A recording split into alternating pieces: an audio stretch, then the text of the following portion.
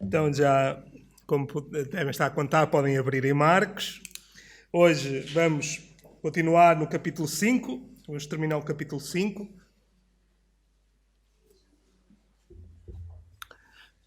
Continuamos a ver em Marcos como Jesus é apresentado como o servo que é o filho de Deus, com toda a autoridade, com todo o poder, e vamos continuar a ver isso hoje também neste episódio, vendo ali quer em Jairo, quer na mulher que é curada, várias coisas que podemos e devemos aprender para também percebermos e isso fazer diferença na nossa vida, como fez na vida destas duas pessoas e não só. Então, nós temos visto muitas coisas, eu não vou voltar muito atrás, mas ao vermos este episódio,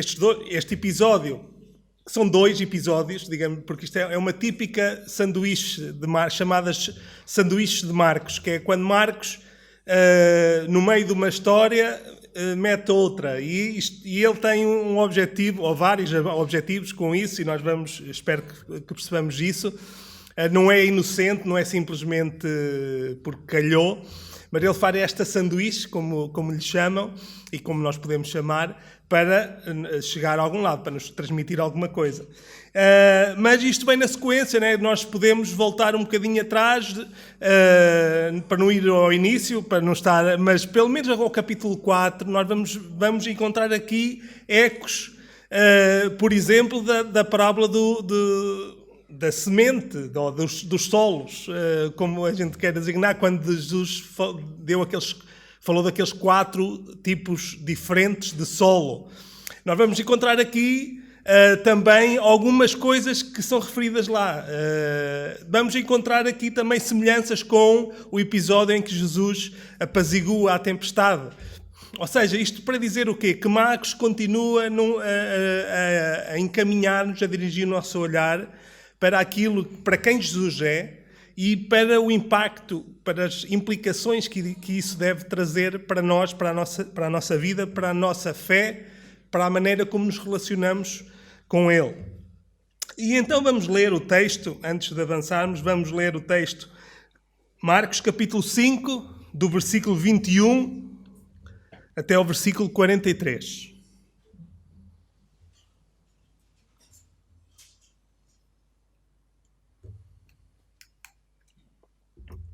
Então diz assim a palavra de Deus.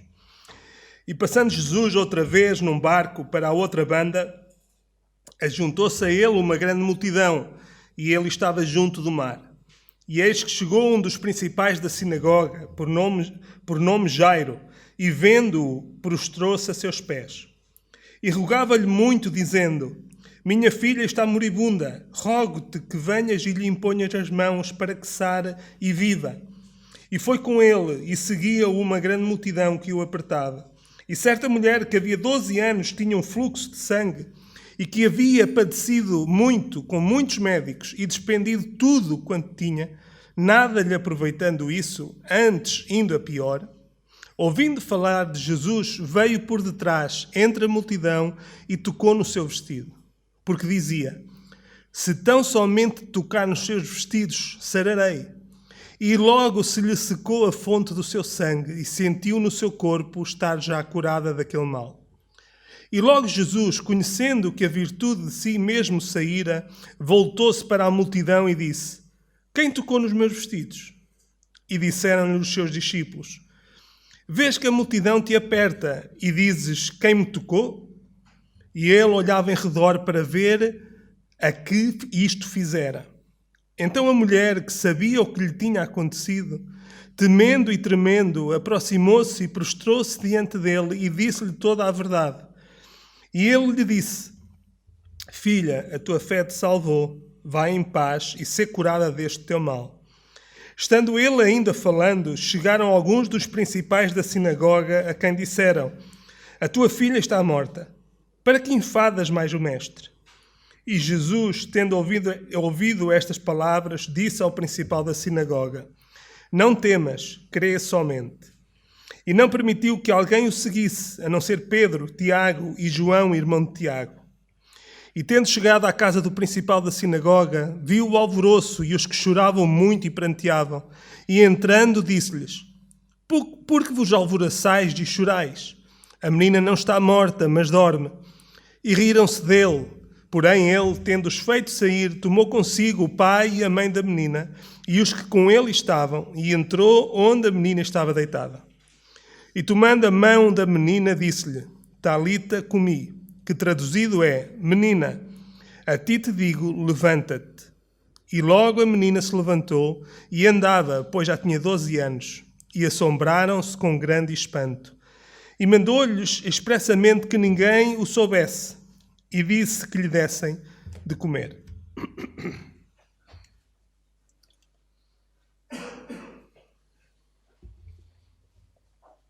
Então, depois de Jesus ter ido à outra margem do lago, à terra do Gadareno, né, aquele homem, aquele episódio que nós vimos há 15 dias atrás, depois de ele ter libertado aquele homem daquela possessão da legião de demónios, Jesus volta para a outra margem.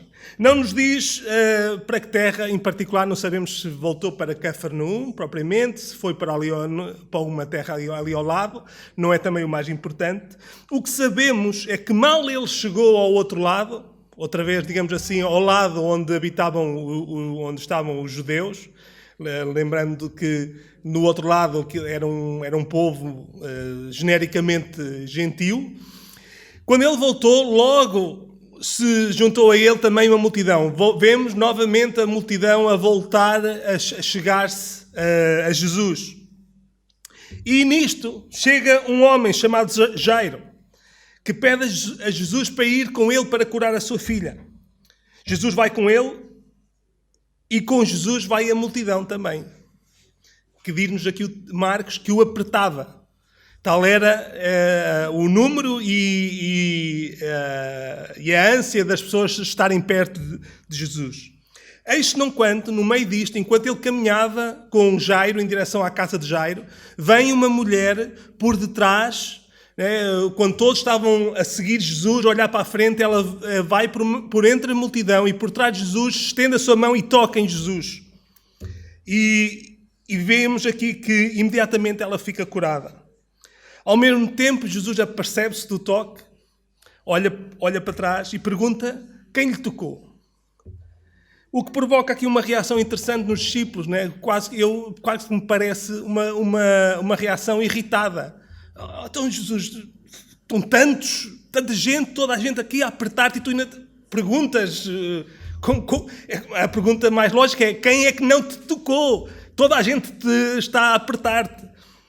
Mas Jesus sabia o que estava a perguntar e a mulher sabia também o que é que tinha acontecido, por isso ela chega-se à frente e diz o que se passou. Então Jesus despede-a em paz. Ainda não tinha acabado de falar, estava a acabar de dizer estas palavras à mulher, chegam algumas pessoas que vêm da casa de Jairo.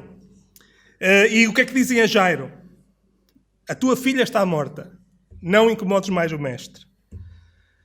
Jesus diz-nos aqui, no versículo 36, Jesus não fez caso dessas palavras. Nós não lemos diretamente se lemos o versículo, mas a ideia que está é que Jesus ouviu as palavras, mas foi como se não tivesse ouvido. Para Jesus não fazia a mínima diferença. E foi isso que ele chamou a atenção de Jairo, ao ir com ele, dizer-lhe para ele ter calma, e indo até a casa dele, até a casa de Jairo, onde chegado encontra, e levando apenas com ele Pedro, Tiago e João, encontra muita gente. Quando chega à casa de Jairo, encontra muita gente e muita confusão. Ele manda sair a multidão de dentro da casa de Jairo, e lá dentro, só com os pais e os 3 discípulos, manda a menina levantar-se, e ela levanta-se, anda e come. Jesus diz: deem-lhe de comer, e ela come. digamos que isto podia ser um resumo básico dos factos. Mas Marcos dá-nos muitos mais detalhes, muitos mais pormenores. E os pormenores são muito importantes. De tal maneira que eu tive dificuldade em fazer seleção e vou tentar, sem ir a todos os pormenores, também não deixar de lado nenhum dos mais importantes. E nós vamos ver, dentro da história, destes factos que parecem simples, e são simples, foi algo, em certo sentido, foi simples, mas tem muitas nuances, tem ali muitas coisas que nós precisamos prestar atenção. E a forma que eu escolhi, e porque é a forma como está construída a narração de Marcos, é nós notarmos as semelhanças entre estes dois casos, notarmos as diferenças entre os dois casos e depois chegarmos, digamos assim, a uma síntese, ou seja, qual era o objetivo, qual seria o objetivo de Marcos ao contar as duas histórias, juntá-las e dar estes detalhes, o que é que ele queria que nós percebêssemos, o que é que Deus nos está a querer dizer através destes dois exemplos de Jairo e da mulher que tinha um fluxo de sangue. Em primeiro lugar, vamos notar então as semelhanças. Os dois, Jairo e a mulher, estão desesperados. Isso é algo que também fica claro. O que é que acontece com Jairo? Jairo chega ao pé de Jesus e ele o que é que ele diz? A minha filha... Primeiro ele prostra-se aos pés de Jesus e depois diz-nos que ele rogava-lhe muito, dizendo: a minha filha está moribunda. Rogo-te que venhas e lhe imponhas as mãos para que sare e viva. Jairo tinha a filha a morrer. A ideia mesmo que ela estava às portas da morte. Era a condição. Jairo sabia que estava iminente. Ela não era uma doença que eventualmente poderia ser grave. Não, Jairo sabia que ela estava à morte. E ele tinha essa noção, tinha essa urgência. Ele sabia que a sua filha estava no limiar, estava a chegar ao fim da sua vida. E Jairo não tinha, por isso, como não tinha meios de a salvar, ele estava desesperado. Da mesma maneira, esta mulher que chega à beira de Jesus também está desesperada. Diz-nos no versículo 26 que ela tinha, e ainda no 25, diz-nos que ela tinha há 12 anos um problema, que era uma hemorragia contínua. Muito certamente ligado com a menstruação, em vez de ter, como é normal nas mulheres, terem um período de menstruação e que depois cessa a hemorragia, ela teria uma hemorragia contínua. Era algo que durava há 12 anos. Ela diz-nos que ela tinha sofrido muito com muitos médicos, ou seja, ela tinha experimentado diferentes possibilidades de tratamento, ela tinha andado à procura de solução para o seu problema e não tinha conseguido. E é preciso notar porque é que isto era uma situação tão desesperante. Porque no contexto judaico, no contexto da lei, uma mulher com uma hemorragia constante estava constantemente afastada, quer do contacto social, quer da adoração no templo, quer isto vedava-lhe até o casamento, em última análise. Provavelmente ela nem seria casada, porque muito provavelmente o problema tinha começado antes dela de se ter casado.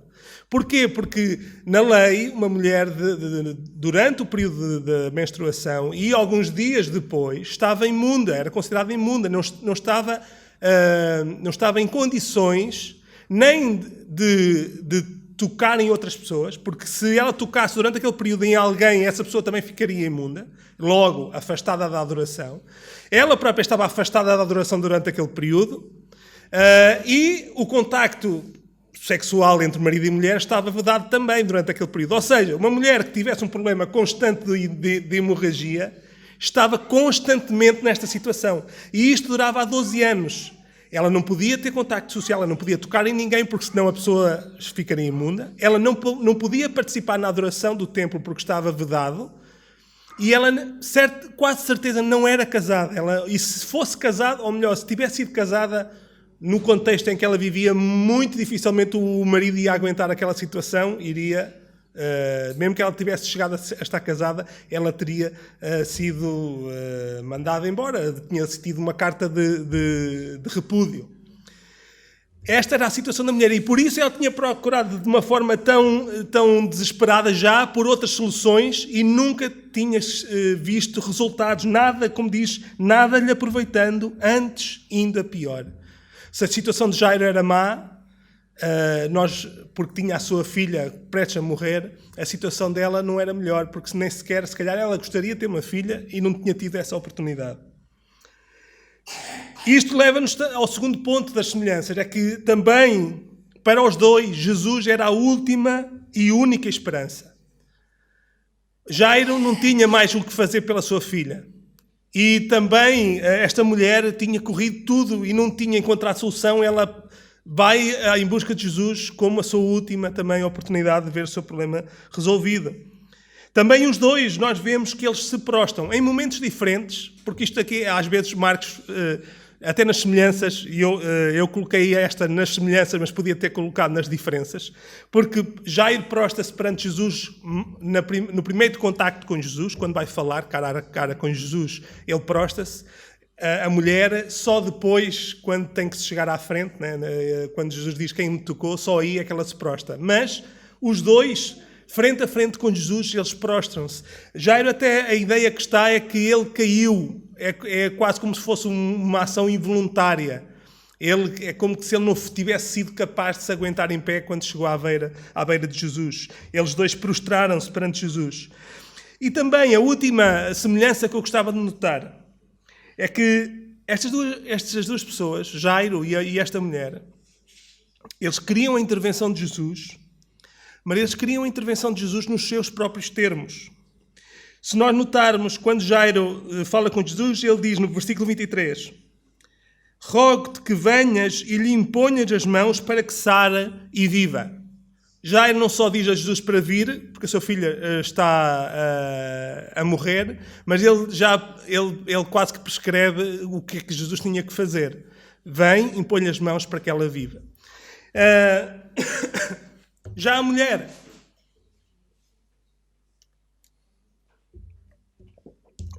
ela queria ser curada, mas sem precisar de se expor. Também nós podemos compreender a situação dela, porque está, se nós, lembrando o que eu já disse há pouco, no meio da multidão, todas as pessoas por quem ela passasse iam ficar imundas, porque ela ia tocar na condição em que ela estava e seriam imundas. Ou seja, ela não queria ter isto se soubessem que ela estava lá no meio da multidão. Ela apresentar-se à frente seria algo difícil, porque toda a gente a conheceria, ela sabia quem era. Ela pensaria, talvez Jesus, não, se tocasse nela, ficava ele impuro. Podemos compreender as motivações, mas o que é facto, o que é aquela mulher, quando foi à procura de Jesus, ela queria apenas tocar-lhe, entre aspas, tocar-lhe, ser curada e ir embora. Os dois queriam a intervenção de Jesus, mas queriam de uma determinada maneira, só da maneira que eles achavam que lhes convinha. Agora, as diferenças. A primeira é que eles tinham 12 anos de diferença. O que é que eu quero dizer com isto? Nós, se notaram, a mulher sofria de uma condição há 12 anos, a doença, o problema dela tinha uma duração de 12 anos, e a menina tinha 12 anos de vida. Há uma semelhança, mas ao mesmo tempo há uma diferença. Porquê? Porque durante aqueles 12 anos, Jairo pôde privar, pôde usufruir, pôde gozar da convivência, da alegria de ter uma filha. E durante aqueles 12 anos, a filha foi um motivo de alegria para Jairo. Para a mulher, aqueles 12 anos tinham sido 12 anos cheios de sofrimento. O sofrimento de Jairo era muito recente. Só ao final de 12 anos, depois de 12 anos com a filha, o sofrimento da mulher durava 12 anos. O que incluía a ideia, a impossibilidade de ter uma filha também. Então essa será a primeira diferença que é bom notarmos. A segunda, houve uma diferença na vergonha. Porque nós vemos que Jairo, que é curioso, Jairo era o principal da sinagoga.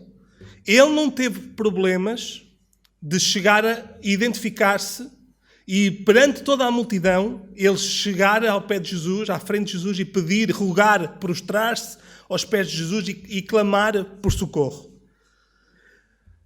E por isso podemos dizer que Jairo não teve vergonha de ir até Jesus. A mulher foi o contrário. Ela teve vergonha e então, tentando não ser vista, não ser notada, ela foi por detrás e tocou em Jesus para ser curada. E é o que é interessante, que por isso mesmo é que nós vemos depois Jesus a chamá-la para a frente da multidão. Mas se vemos isto na vergonha, nós vamos ver que no medo, podemos dizer que no medo os papéis invertem-se. Porque também há diferença no medo. Porquê? Porque a mulher vai ter com Jesus e ela vai plenamente convicta de que tocando será salva, será curada. Ela vai, porque ela diz-nos, se tão somente, versículo 28, se tão somente tocar nos seus vestidos, sararei. Ela ia com vergonha, mas ia sem dúvida nenhuma, sem medo de que corresse mal aquele toque.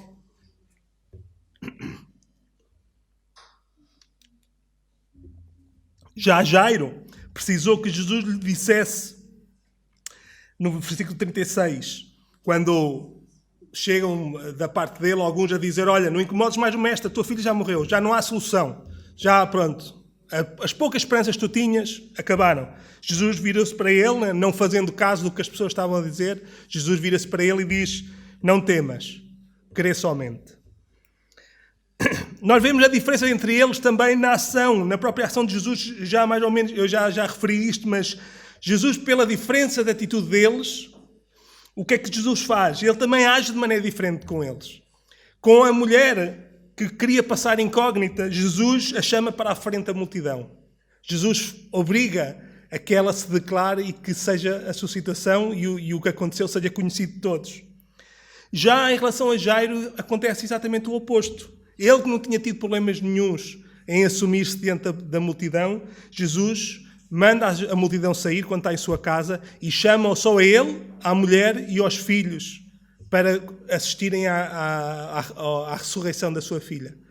Uma que se quer manter incógnita, Jesus chama para a frente da multidão. A ele que não tinha problemas em se mostrar, Jesus chama-o para o recato, para assistir à cura da sua filha, é mais que uma cura, à ressurreição da sua filha, no recato, num grupo pequeno.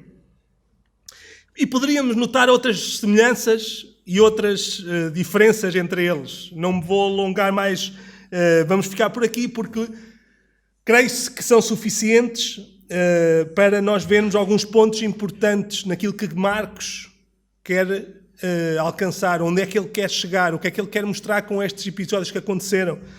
O que Marcos e, obviamente, o que é que Deus, o que é que Jesus tinha em mente também ao fazer tudo isto. E então, se vimos as semelhanças e as diferenças, agora vamos ver a síntese, ou seja, o que é que podemos aprender com esta comparação? O que é que sai? Quais são as verdades que saem da junção destes dois episódios? Em primeiro lugar, Jesus, mais uma vez, é mostrado, é anunciado por Marcos como aquele que tem autoridade até sobre os impossíveis. Jesus já demonstrou autoridade no ensino, na doutrina, já demonstrou autoridade, ao longo de Marcos, já demonstrou autoridade sobre os demónios, sobre vários tipos de doenças, sobre o sábado, sobre a tempestade, o mar e o vento. E Jesus aqui nós podemos dizer que leva mais uma vez a fasquia, porque não só ele revela a autoridade sobre um problema que durava há 12 anos e que ninguém tinha dado solução, mas ainda mais do que isso, Jesus mostra que tem autoridade sobre a morte ao ressuscitar esta menina. Então, a primeira coisa que Marcos nos está mais uma vez a dizer é que Jesus tem toda a autoridade, até sobre aquilo que parece impossível aos olhos humanos, em que já nada nem ninguém consegue solucionar. Jesus tem autoridade sobre isso. Em segundo lugar, Marcos está a demonstrar que Jesus salva.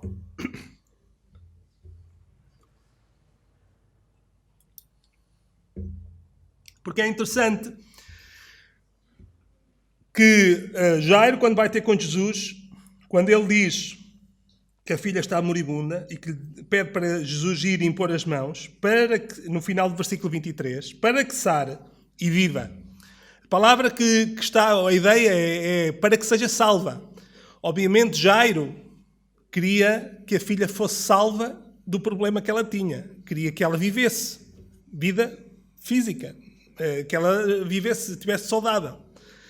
Mas a palavra que ele usa, a expressão que está aqui em causa, tem a ver com salvação, é para que seja salva. A mulher, quando vai e toca em Jesus, ela vai à procura de cura, da cura física. Mas quando Jesus, depois pergunta quem me tocou, quando ela se identifica, o que é que Jesus lhe disse? Versículo 34. Filha, a tua fé te salvou. Vai em paz e ser curada deste teu mal. Quando Jesus responde, diz, a tua fé te salvou. O que estava em vista, ou seja, Jairo e a mulher, eles iam tendo em vista a cura de Jairo, da filha, a mulher do seu problema. Mas o que Jesus tinha em vista era mais do que a cura física. Jesus estava tendo em vista a salvação, porque no caso de Jairo, quem está em causa não é a filha, é o próprio Jairo. Com quem Jesus está a trabalhar não é com a filha. Jesus cura a filha, ressuscita a filha, mas quem está em causa é Jairo. É a Jairo que Jesus diz, não temas, mas crê somente. O que está aqui em causa é que Jesus salva. Jesus não veio apenas para tratar dos problemas físicos das pessoas. Jesus veio para salvar as almas. Veio para trazer vida espiritual, vida eterna, e não apenas vida terrena e finita. Mas se Jesus salva, também Marcos, este texto nos mostra que Jesus salva nos seus próprios termos. Jesus não salva nos termos de Jairo, nem da mulher. Jesus não faz o que Jairo está à espera, nem o que a mulher espera que aconteça também.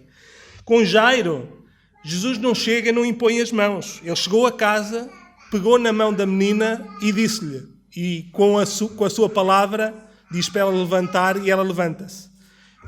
Jesus não chegou lá e não impôs as mãos.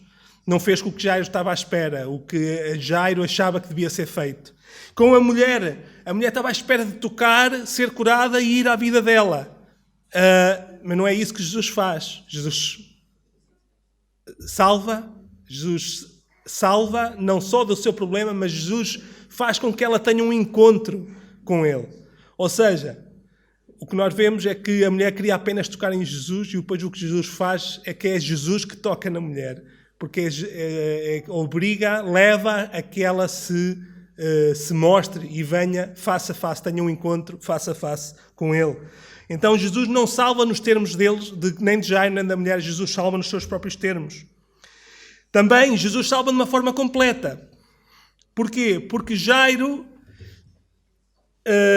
e a mulher, ambos tinham... ambos criam em Jesus, mas ainda não de uma forma completa. Eles criam ainda em parte. Eles precisavam de aprender, de perceber algo mais. Ele não tinha problemas em assumir-se, mas ele precisou de parar e perante a morte, ou seja, o que aparentemente já não teria remédio, a morte da sua filha, ele precisou de parar e de não temer e crer somente. A mulher que tinha toda a confiança que ia ser curada, ela precisou de se assumir, de vir à frente e expor-se. Ela precisava não só desta confiança que Jesus podia curar, mas ela precisava perceber que isso não chegava. Ela tinha que ter um contacto pessoal com Jesus. Ela tinha que se encontrar com Jesus. Não podia ser um toca e foge. Jesus salva de uma maneira completa. Ele quer que eles creiam de uma maneira completa. Não só uma parte, mas que tenham uma fé completa, robusta. E assim... E daí, para quem reparou na publicação de ontem à tarde, daí o título da nossa pregação de hoje. Sem vergonha e sem medo. Jairo aproximou-se, abordou Jesus sem vergonha, e ela abordou Jesus sem medo. Mas Jesus queria que eles os dois saíssem do encontro que cada um deles teve com Jesus, com ele. Jesus queria que eles saíssem os dois com uma fé completa, sem vergonha e sem medo. Mas Jesus não se fica por aqui neste texto. Marcos mostra-nos que Jesus também salva de uma forma pessoal. Ao chamar a mulher para a frente da multidão, Jesus está a distingui-la, está a separá-la, não no sentido de a manter à parte, mas para notar que ela não faz parte, ela não está perdida no meio da multidão. Jesus obriga-a a sair, a mostrar-se, para que haja um encontro pessoal, para que não seja uma coisa diluída, em que há um contacto, mas depois ela segue a vida como se não tivesse encontrado Jesus. Tem o benefício, mas não tem o relacionamento. Não, Jesus obriga a que ela seja notada no meio da multidão, não para a envergonhar, não para a expor, simplesmente para a expor, não para servir como cartaz publicitário do seu poder, mas para que ela não só toque em Jesus, mas seja tocada por Jesus, ou seja, para que haja um relacionamento, para que haja um encontro de Jesus com a mulher. E do mesmo modo, ao fazer sair a multidão na casa de Jairo, Jesus também está a isolar, está a separar Jairo da multidão, ou seja, deste movimento, destas pessoas que se riam daquilo que Jesus disse, que a menina estava a dormir, ou seja, que era não era uma situação definitiva, porque ele iria ressuscitá-la, era como se ela estivesse a dormir. Jesus isolou da descrença daqueles que o rodeavam, para que ele pudesse não temer e crer somente. Ou seja, Jesus salva de uma forma pessoal e de acordo com as necessidades, não de acordo com aquilo que eles esperavam e queriam, que achavam que era o que era bom para a situação deles, mas Jesus salvou-os segundo aquilo que cada um deles precisava e de uma forma pessoal. E em último lugar, nós vemos aqui que Jesus salva e acompanhando, fazendo parte, sendo uma consequência natural da salvação, tudo isto, vem a paz de Cristo. E aqui nos lembramos, mais especificamente, com a situação Há aqui ecos, como eu disse há pouco, no início, há ecos de outros episódios.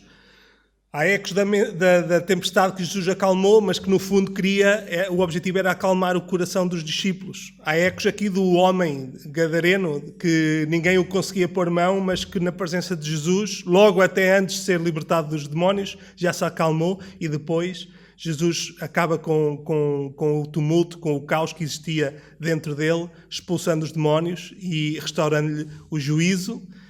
E nós, como vimos há 15 dias atrás, cessando aquela tempestade que existia dentro daquele homem. Jesus salva, e o que é que ele diz à mulher? Filha, a tua fé te salvou, vai em paz e ser curada deste mal. E quando ele chega à casa de Jairo, o que é que ele faz? Ele cessa o tumulto, aquela multidão alvoroçada, a chorar, a lamentar-se, a rir-se depois. Jesus cessa aquele tumulto, acalma aquela confusão para salvar, para ressuscitar a menina e, tendo em vista, como percebemos, a fé, não só certamente de Jairo, mas de toda a sua casa, mas Jesus salva e salvando traz paz. O objetivo é que haja paz e aqui também se verificou. Concluindo, tentando aplicar, porque nós fizemos, se reparar, nós fazemos um movimento de vermos Jairo e a mulher com fluxo de sangue, as diferenças, semelhanças. Isso levou-nos a fazer a síntese daquilo que Marcos nos quer transmitir, aquilo que Deus nos quer transmitir, mas agora falta o último passo, que é voltarmos em certa medida, voltarmos um bocadinho atrás, mas para andar para a frente, que é olhando para a forma como o Jairo e esta mulher agiram e reagiram na presença de Jesus, e vendo a maneira como Jesus agiu, nós agora voltarmos a pôr no papel de Jairo e da mulher, ou seja, e para nós, aqui, hoje, no presente, o que é que isto nos diz? O que é que, além dos princípios, das verdades, que implicações é que isto deve ter para a nossa vida? Nós podemos pensar, obviamente, muitas, além daquilo que eu vou falar, mas eu gostava de falar de alguns pontos. Em primeiro lugar, o primeiro desafio é que aproveites o desespero. Não há dúvida nenhuma, ninguém quer o sofrimento, ninguém quer situações difíceis. Mas claramente, se a filha de Jairo não estivesse a morrer e se a mulher não tivesse aquele problema, podemos questionar-nos, será que eles algum dia tinham buscado a Jesus? E, mais uma vez, nós não queremos, e Deus não quer que nós procuremos o sofrimento, os problemas, as situações difíceis. Mas o que é facto é que estas alturas de crise, de dificuldade, são uma oportunidade para nós percebermos até que ponto é que nós precisamos de Deus. Até que ponto é que nós precisamos de Jesus. E isto, tudo, eu até era para ter falado antes, isto é válido, tanto para nós que somos filhos de Deus. Tudo o que eu vou dizer, eu não vou estar a fazer diferença porque aplica-se em diferente medida para nós que somos filhos de Deus e para aqueles que estão aqui connosco que ainda não são, que ainda estão numa condição de estarem longe.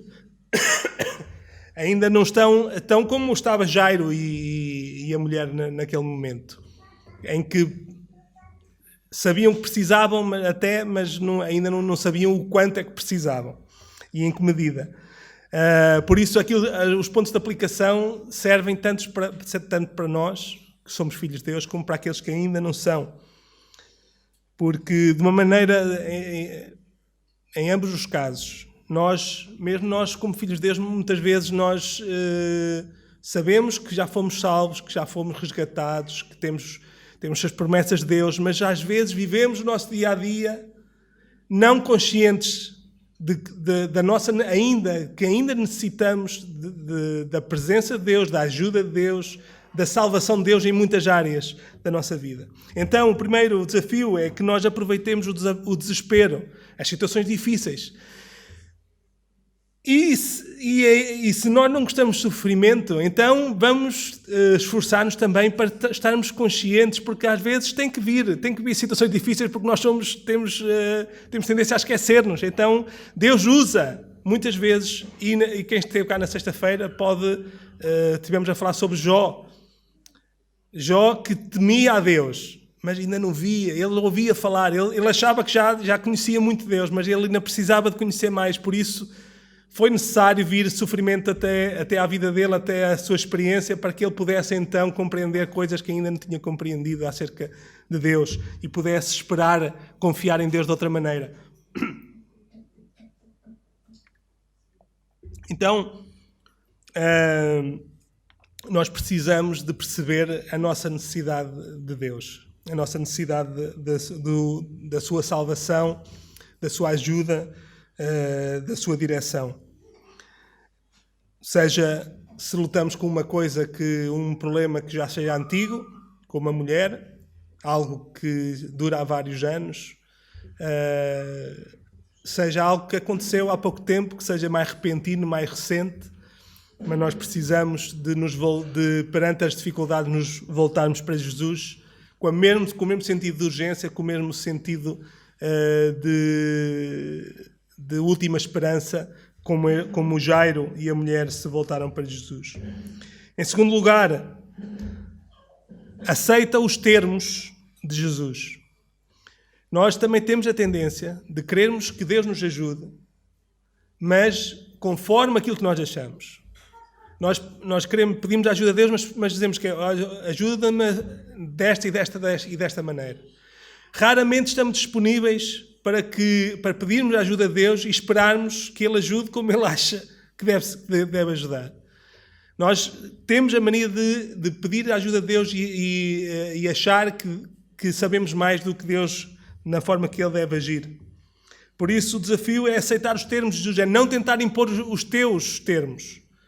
Se tu reconheces que estás a precisar, graças a Deus é bom que reconheças. Mas o passo seguinte não é tentar impor a prescrição a Deus, é esperar naquilo que Ele tiver. Por isso, Jairo e a mulher também nos ensinam a aceitarmos os termos de Jesus. E aceitar os termos implica aproximar-nos de Deus sem vergonha, sem medo de nos expormos. Obviamente, mais importante é não nos expor, não termos vergonha de nos expormos diante de Deus, porque muitas vezes nós temos problemas, até de nos expormos diante de Deus. Nós sentimos, a mulher é compreensível, mas ela sentia-se vulnerável se ela se aproximasse de Jesus à vista de todos. Por isso era mais seguro, era mais confortável para ela manter-se anónima. Mas Jesus não queria que ela se mantivesse anónima. Foi necessário ela expor-se. E nós também provavelmente teremos que nos expor diante de Deus, certamente, e eventualmente até diante das outras pessoas. Ou seja, ou dito de outra maneira, que não seja a multidão, que não seja as circunstâncias e as pessoas à nossa volta que nos impeçam de nos aproximarmos de Deus sem vergonha de estarmos em necessidade e de pedirmos auxílio de Deus. E por vezes isso passa também por nos expormos diante de outras pessoas, sejam dos irmãos, seja em outras circunstâncias, mas não vamos ter, porque se a mulher se mantivesse com vergonha, ela até tinha saído curada da sua hemorragia, mas não tinha tido um encontro pessoal com Jesus. Sem vergonha e sem medo. Também precisamos aprender com Jairo, porque nós também julgamos que a autoridade de Jesus muitas vezes é finita, que a autoridade de Deus, o poder de Deus, também vai só até um certo ponto. Há situações que nós achamos que são difíceis demais para ser ultrapassadas, assim como aquelas pessoas que vieram e disseram: olha, não incomodes mais o mestre. Se ela estivesse ainda viva, podia ser que ele ainda pudesse curar, mas agora ela morreu, olha, já não há hipótese. E nós muitas vezes também achamos que o poder e a autoridade de Deus têm limites. Então, Deus também nos chama a atenção, porque nós precisamos de parar e ouvir aquilo que Jesus disse. Não temas, crê somente. Crê somente. E por último, em último lugar,